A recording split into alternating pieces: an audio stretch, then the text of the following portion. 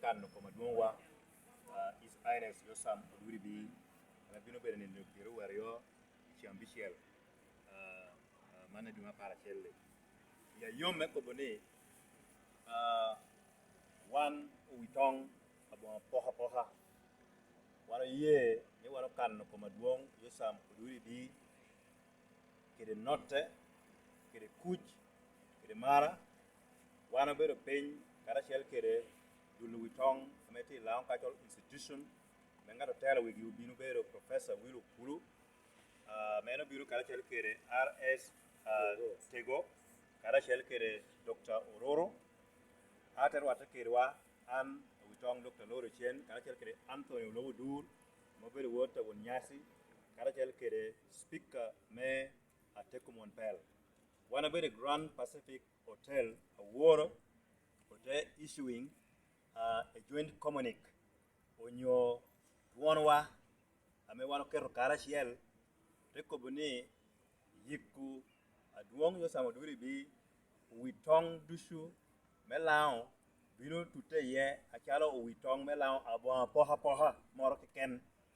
ni Lango Cultural Foundation ni Lango Cultural Institution wana bino tute ye achalo Owitong melao wanda oyee ni wana bino ketu kichinwa meneno ni okana kuma dungi aber abon poha wano ye ni toni mirbed menotowa ento peme wano chunjo onyome kella tuba ame petero lao anyim wanda temo koni wana bino lokere jome press mewe gin kwan duon wani achala duon no Owitong me lao okwayo jo ame gin woto radio teko bokopa me wana chunjo ame pen noro jo kara chiel ni yini wek beri en ka yini ko mono papiro duonwa dang radio pe biro yi yine ko buginoro ame kelo apoha wando kwaye ni chohere watie chohere men note very Grand Pacific chawa bongwen nino your dushu corporate bodies banks energy centers on your jome pikomo ochar will oponye education institutions kere jo duhiro ma papat Owitong kere jo duhiro ma papat bulu mon cho bino note uno kara chiel mewek okan uno koma duonwa iyora aber ana poyo an Professor Wilu Kulu abeda Owitong me tahrewa na rakko kweru yiru na doha beru Prime Minister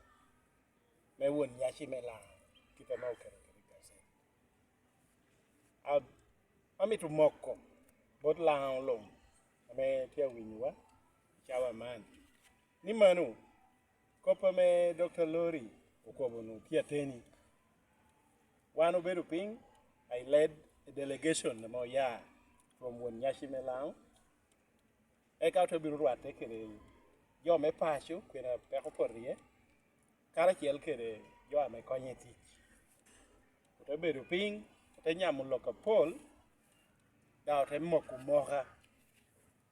moha no ene na me Dr. Lori otamo komuno kodi loka waro nyamuni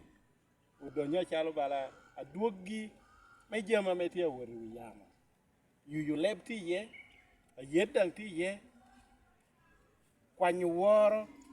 ikom jo adon komo dong me lao nang ti ye donc tenuongo ni po beru gina pore to apap Yosam nyurbe gina me duogu lao kara chiel edo pedong me deket lao akera donc resolution na me wano making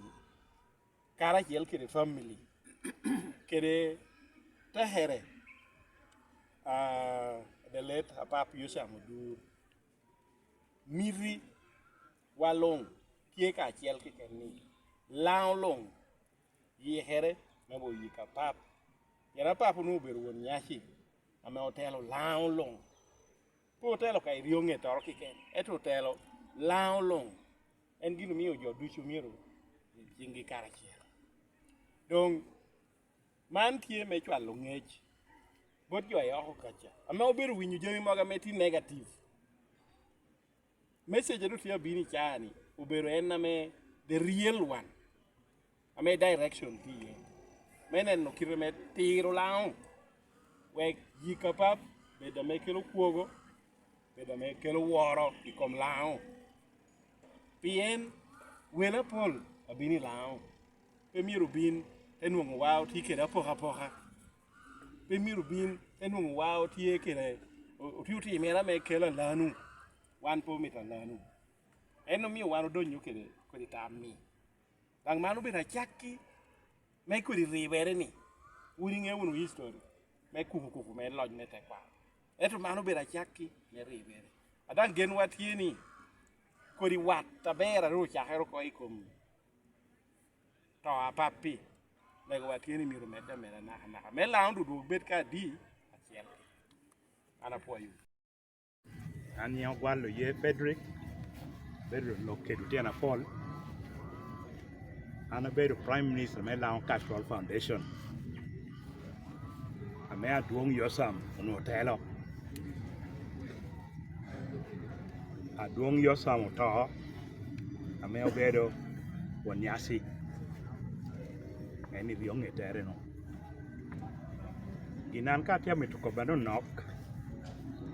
ma chiel anaha woro macha apap Yosam kwa mere rueny nendo apar medo ma par chiel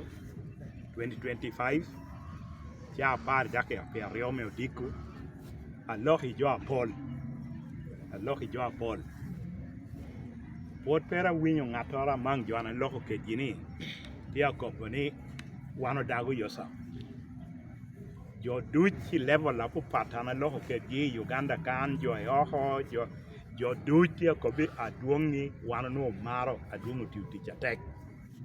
now ka ko pa jo tia ko bani tia teni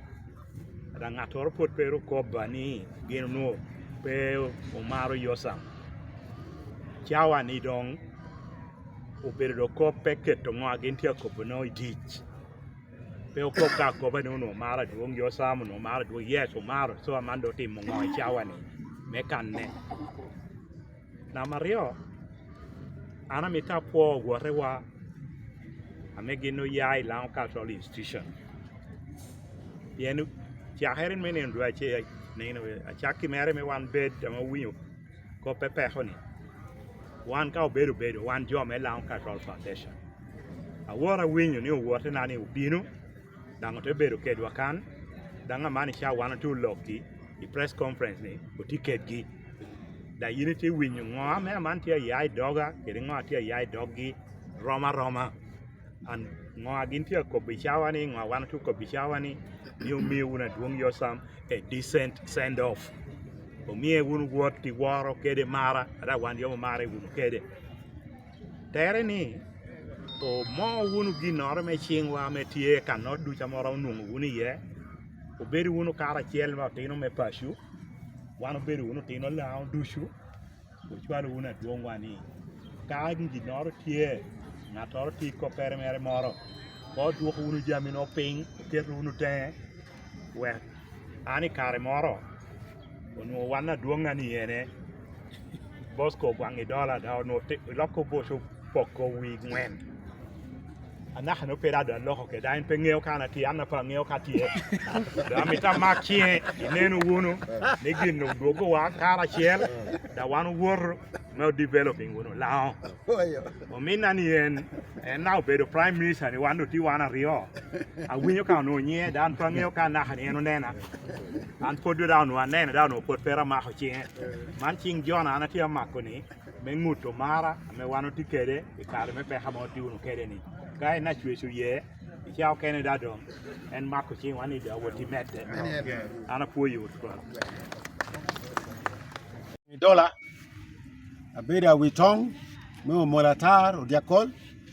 e kana doga te bedo minister me finance e office engineer Dr. Mike Moses Odongo kune ami to kubi atini yomma petwere pien gine wanu bedo winyo e karo no peti aber no peti anotwa eta mitapo Anthony tek yelinia yini yele un ker lori yen one contact wa bedo rio yin ke lori mi watini bedo kara chel do chana ana pe amita bedo repeating ngo ajo kobo amita tima appealing to Owitong do take bedo Owitong it me lao ame wano ngiti mia chiel nyo pira bero med nyo pira yo nyo 190 dusho obinu uru kara chiel me yikko papwa adwong Yosam otitu cha tehla kan ana inu wira dang miu ginura me ana romo ko beni nyo do katim ni ngopetie ani chana kwa kwanyo 1 million achiel ko da manyutu ni jo biru chakti ana kwanyo 1 million mono patie na me wano rai kucha dami ne ka jo abinu kan binda mediri yobere ni binu wa ateha kaka yiko yiri roma malo jo ame abinu da biru jo adon ame da mi to wok da mi to kuni chente ame go meta me yisha pe aromo baje ramita duong donc chakare digi ati mapil kai winu radio jo bin koma bine Pacific pomit rani ti jo ke nang ti akobani me luoro binu kan ti no pe amito binu wando ko ni chane wando ko ni jo ti agonya me binu kan do wan me no ngata po binu ka pi binu pe ko ko ni a ogenyo jo kan no ti mo pien mo na ti ba wan pomito jo ko bin kara chelo romo me were chi ambi cher wan to lan ne uno a po family attack me Yosam atapo attack mo mon pel obedu na mano wana dong lao da ti akwa ni chakri tin katwere obedu ni cho lyeli kautum o mare unu we obedu kara chiel oba me polo mi yuko wal luak melao dushu ametia winyowa nia Dr. Orobosco abeda Owitong metegerewa oki awono diang dang doga bedo deputy speaker itaiwon nyasi melao engineer Dr. Michael Moses Odur Kune amit ni achak kede nyutu yom yia kede poyo bang pi meeting aworo wano chako i Grand Pacific Hotel kan odiku jo wano bedo kedgi meeting obeda Owitong Dr. Lori Ochen obeda Owitong Anthony Lobo obeda Owitong Arestego karachiel kede Professor Willow Kulo ye obeda yom tutual ibedo wacha obedo kede mara dang utany nyutu ngara chelo nyuru luoro mere wana me onuoti te engineer Dr. Michael Odur Kune ni unuoti tamni ni no me yikko apap gondeo Yosam Odur Ebii jo me Lango Cultural Foundation romi walewi kare dok jo me Lango Cultural Foundation down unuoti luoro wan ni wane no romi yogi lewi chinino no uteko bunia teteni ni no wan peo me yo lao aloro lewi ya yom tutual ni government wa me Uganda oyee kwacha lao me yo Muzee Yosam Odur Ebii ame otelo lao chalo wonyashi official burial ka official burial tie kiti nuoma nyurni wela poli Uganda abini ye don wan na chalo lao wan miro yigere dang lao nen kere jo atelo lao ame obedo Owitong me lao dushu ichia bichiel a chalo family Adelaide won nyasi Yosam Odur Ebii okwao a chalo tegere a won nyasi Yosam Odur Ebii okwao ni wan Owitong me lao dushu oworu yik papogi oworu yik atengi omitu ni wuri winyunu kwacha family iwinyunu kwacha tegere kiken pite winyudong kwachoro kene nyom nyira ngatoro kene metia kobo aperuate ikwacha family aperuate ikwacha tegere ite wod yikko won nyasi amotelo lao ento yubatia wora nyim ame wano luongo Owitong me lao dushu oluongo lao dushu ni binunu e Grand Pacific Hotel una mani ngeo ni yikoro keken ka beda tie nuwa mito chenne binunu ura unu wi wakara chiel uteke kero gigi mogo anu noka wanu tie kede wek wanu mi won nyasi Yosam Odur Ebii kuogo aen mier bed kede ana po ya tek pien wan tinu ti chokere me ario chaka woro atia neno choker tia wuot kede mar itetela won kom Dr. Lori Lawrence Ochien atamoni chakutingni tunu kede naga nina jau yikko apap won Deo Yosam Odur Ebii mara ni meda ami yakwinyo kin bon ng'atoro ametia tamni en ro wuot kuno eteko bukop me lewi